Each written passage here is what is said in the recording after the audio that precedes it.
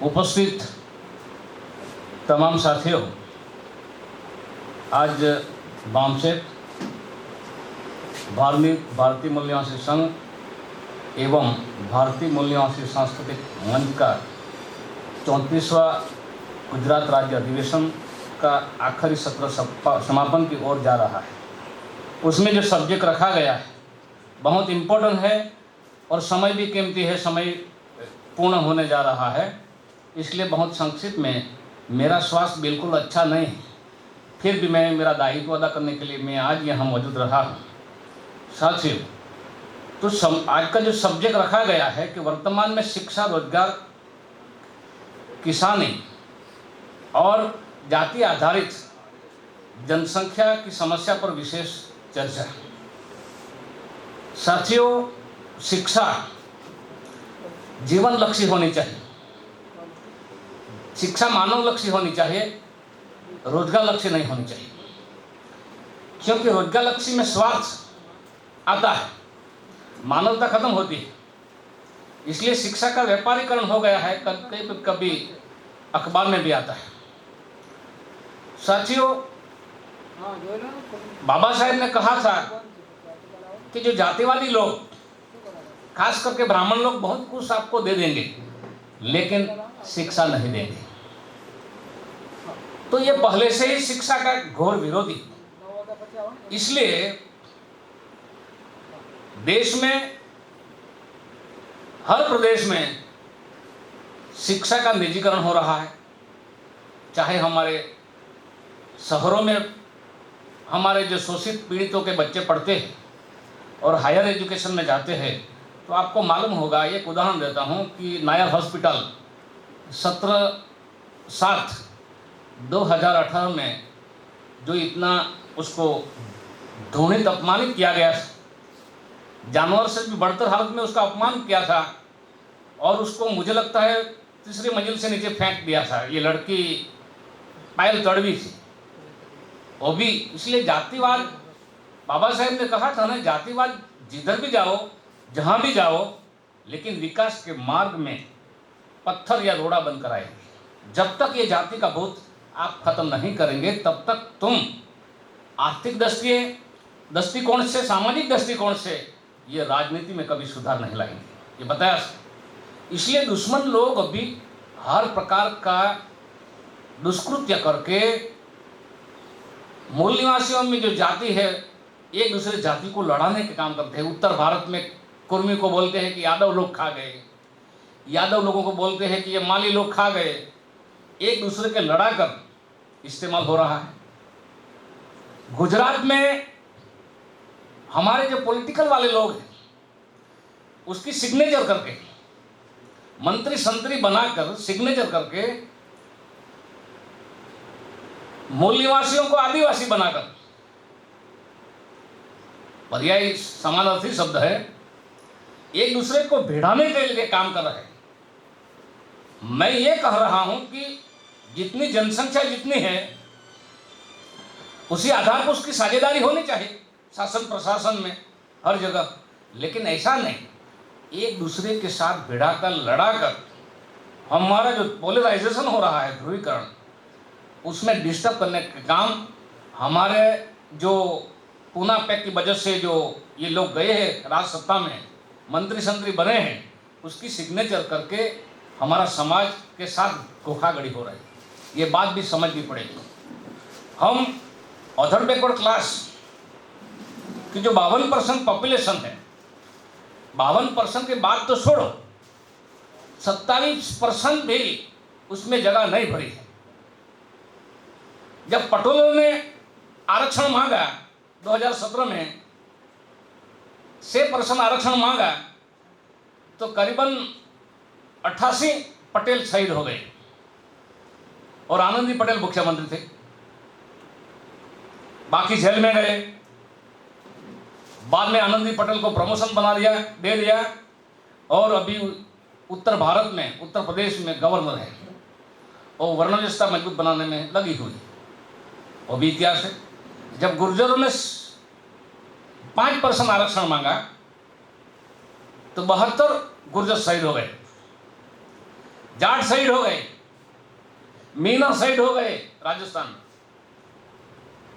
लेकिन संविधान में कहीं पर भी कोई जगह आर्थिक तौर पर आरक्षण मिलना चाहिए कहीं पर भी लिखा नहीं है। फिर भी 9 जनवरी 2020 के दिन पार्लियामेंट हाउस में हमारे पिट्ठू चमचे लोगों ने सर्वसहमत होकर उंगली उठाकर 10% आरक्षण सवर्णों को दे दिया, जो संविधान के खिलाफ है। इसीलिए शिक्षा, नेल्सन मंडेला ने कहा, शिक्षा से पूरा विश्व, पूरी दुनिया बदल सकते हैं। बाबा साहेब ने कहा, सबको मालूम है, ये सैरनी का दूध है, जो शिक्षा मिलेगी, ये सैरनी का दूध जो पिएगा वो घुराएगा दहाड़े। इसलिए किसी न किसी तहत षड्यंत्र करके हमारे लोगों को शिक्षा से वंचित करना, हमारे लोगों को जल, जमीन, जंगल। फरवरी 2018 में सुप्रीम कोर्ट का जजमेंट आया था। सरकार ने, केंद्र सरकार ने सरकारी वकील नहीं भेजा था सुप्रीम कोर्ट ने जानबूझकर, और फरवरी 2018 में जजमेंट आया था। ये जजमेंट आज भी पेंडिंग है कि जंगलों में चाहे हजारों साल से खेती कर रहे हैं, किसानी कर रहे हैं, वो तो अनपढ़ है, गरीब है, भोले है, तो हमारे गांव वाले सरपंच, तलाटी, गांव सेवक ने क्या उसकी जिम्मेदारी नहीं बनती है? वहां जाके नोट करना, रिकॉर्ड पर लाना, नाम वो काम किया नहीं, सरकार ने जानबूझ नहीं करवाया, और ऐसे करोड़ों लोगों को निकालने के लिए सुप्रीम कोर्ट ने जजमेंट दिया था। ऐसा बहुत कुछ पेंडिंग पड़ा, लेकिन सभी समस्या का मूल कारण ब्राह्मणवाद है, और सभी समस्या का समाधान जागृति है।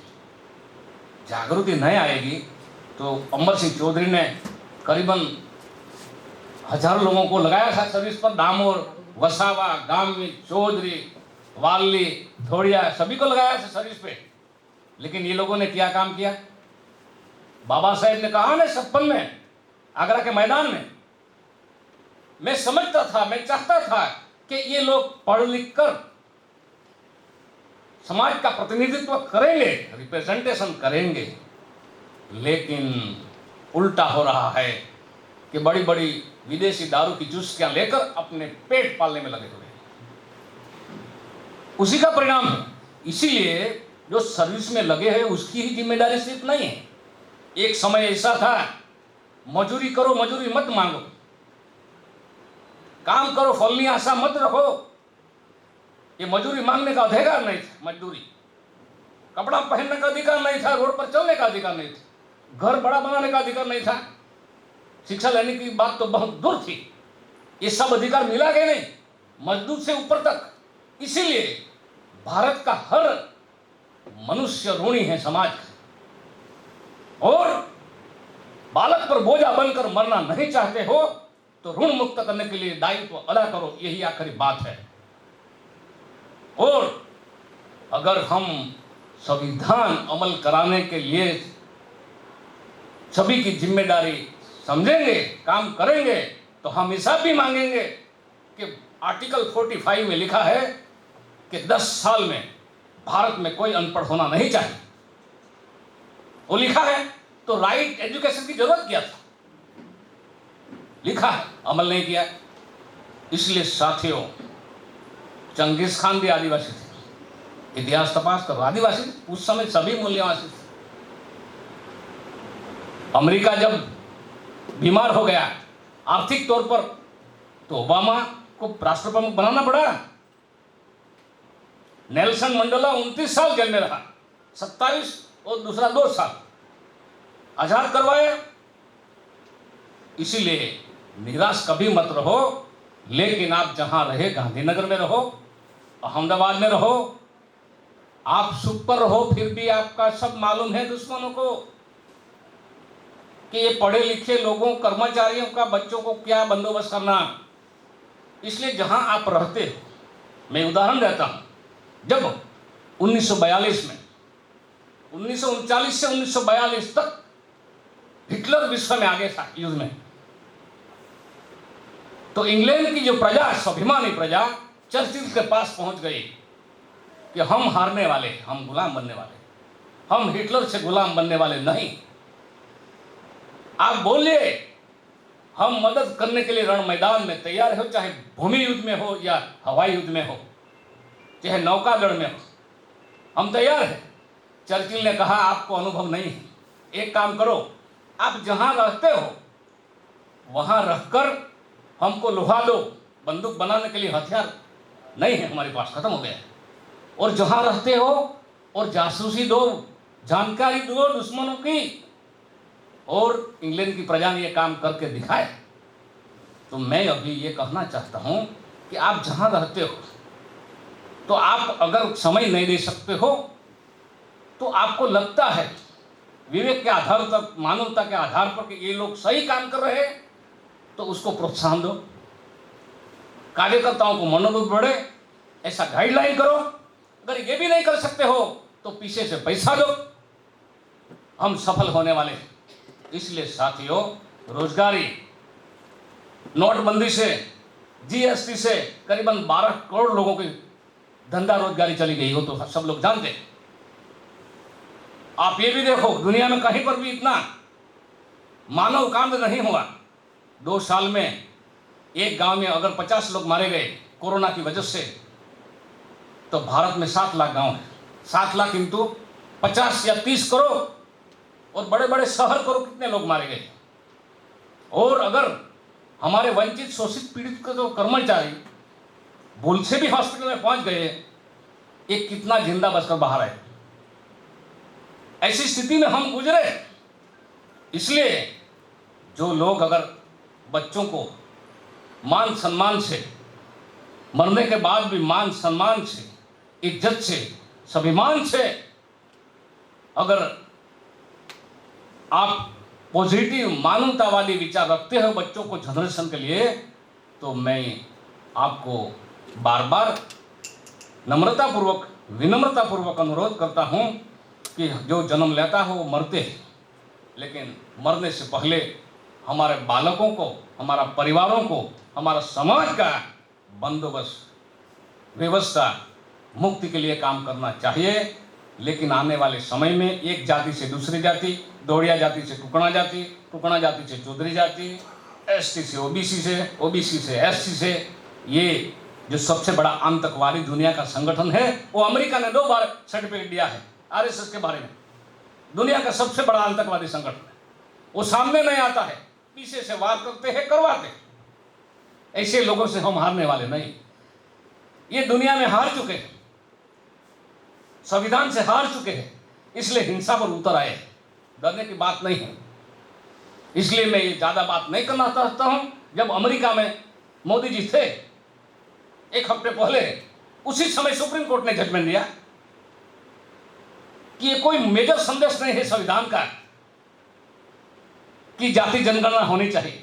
अरे 16(4) और 15(4), 15(4) और 16(4) में दिया है, बेसिक मैसेज दिया है, 338 दिया है, और बोल रहा है कि क्या आर्थिकता के आधार पर आरक्षण देना यहां संविधान में लिखा है। क्यों दे दिया? कि सुप्रीम कोर्ट बीच में नहीं आई। ये सारा कब्जे कर लिया है। फिर भी एक मजबूरी है, कमी है। ये विदेशी लोग हैं, जनसंख्या में कम है,